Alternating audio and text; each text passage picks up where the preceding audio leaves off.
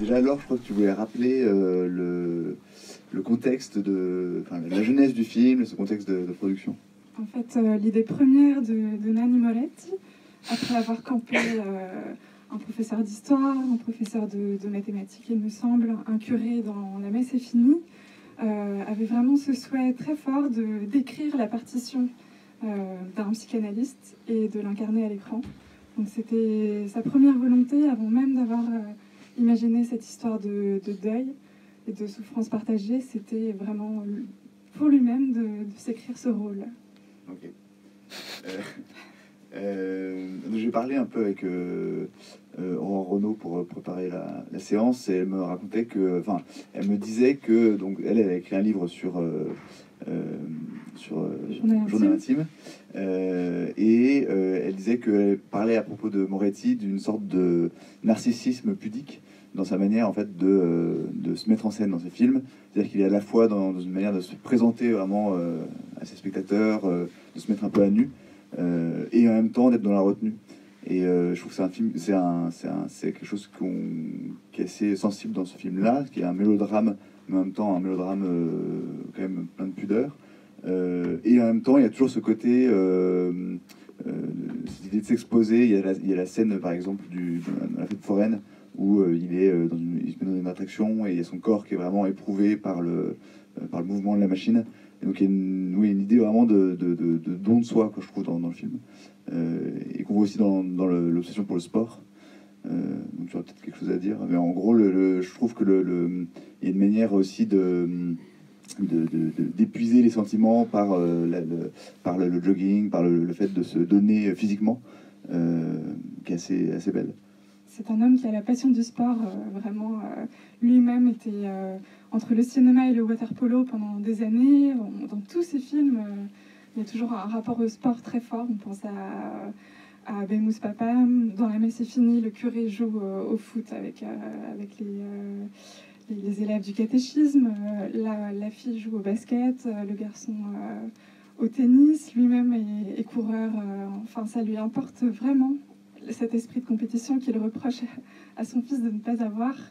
Et je pense que ça alimente aussi cette idée de la famille idéale, en tout cas avec un équilibre et une harmonie presque au sens antique de la chose. L'esprit saint dans un corps saint, ils alimentent vraiment cette idée du beau et des corps et des esprits. D'ailleurs, le fils a un peu un physique d'éphèbe, quand on y pense, mais vraiment dans sa représentation la plus canonique. Et c'est intéressant, tu parles d'harmonie, et je pense qu'il y a aussi un truc avec une obsession aussi autour de la musique dans ce film, avec le moment dans la voiture où on chante par-dessus la musique à la radio, et donc il y a aussi une idée d'harmonie entre les personnes de la famille, et qui est brisée en fait. Le film fonctionne comme ça. Je trouve qu'on est sur une idée d'harmonie et de rythme avec les rituels familiaux, les repas, etc. Et qui est un peu brisé. Je trouve qu'à partir du décès du fils, on entre un peu dans une espèce de faux rythme qui ne fonctionne pas vraiment, quoi. On a le temps de se familiariser avec la famille. L'installation est assez longue, une trentaine de minutes, jusqu'à l'appel d'Oscar, le patient présumé coupable. On a surtout la scène d'ouverture qui est assez surprenante, avec les Hare Krishna, cette scène d'appel qu'il avait apparemment conçue bien avant d'imaginer le film. Il avait écrit cette scène dans ses carnets et il voulait la placer un jour ou l'autre dans une de ses œuvres.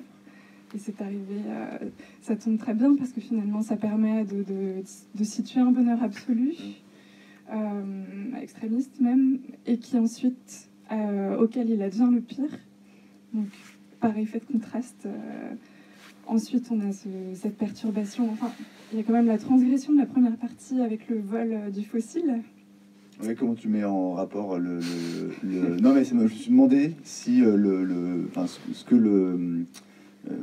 quelle notion, de quelle atmosphère teintait le fait qu'il y ait eu un vol au début, c'est commence par un vol, puis après il y a le décès du fils. Comment on met en rapport un peu les deux? C'est la légère altération qui fait qu'il y a doute.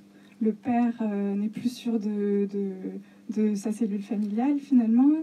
la chambre, enfin la pièce du fils devient un lieu de culpabilité, on n'ose pas le fouiller, il devient presque d'ordre archéologique avec cette ammonite peut-être cachée. C'est intéressant de voir comment s'organise la géographie dans le film, non seulement autour de cette pièce donc, qui contient des secrets et qu'on ne peut pas pénétrer, mais que Ariane à la fin demande à voir et qu'elle révèle à travers les photographies découvertes un peu tard. Et, aussi, Ariana, oui. Ariane, justement donne un peu un sens au labyrinthe des pièces de cette maison. C'est un peu le Deus ex machina du film. Elle arrive comme une messagère, sa lettre qui arrive un peu tard, c'est par elle que la consolation arrive, qu'il y a un transfert, que la famille peut enfin trouver une voie de consolation. En fait, c'est une intervention divine, c'est vraiment un personnage qui arrive comme ça et qui permet à la famille de recoller les morceaux. Enfin, on voit très bien la vaisselle cassée, bréchée, toute cette scène autour des choses qui sont altérées mais qu'on cache, qu'on camoufle. Vous pouvez, là ça fait un peu duo, sketch en duo, là vous n'hésitez pas à intervenir, poser vos questions, voilà. Et surtout, enfin poser vos questions, surtout il faut qu'on peut échanger sur le film. Je pense qu'il y a plein d'interprétations, enfin, voilà, la fin est ouverte, le film reste assez ouvert, je pense, dans les niveaux d'interprétation, donc n'hésitez pas.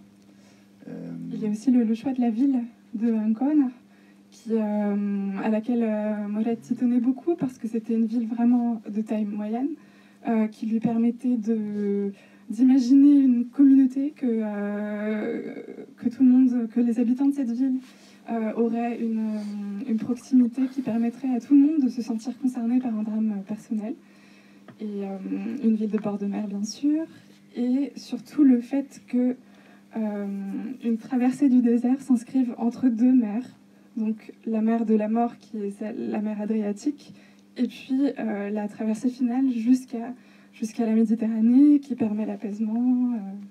Dans la nuit, c'est un peu spécial en fait. Tout le film, en dehors de la scène de la fête foraine, du défoulement, est totalement filmé en plein jour. C'est toujours sous un soleil Il y a aussi un plombant. shooting nocturne.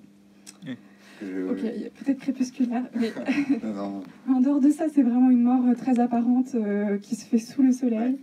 Ouais. Et la nuit finale permet vraiment l'absorption de toutes les peines et une consolation finale comme ça qui berce et qui se termine sur un nouveau matin, une possibilité de renouer.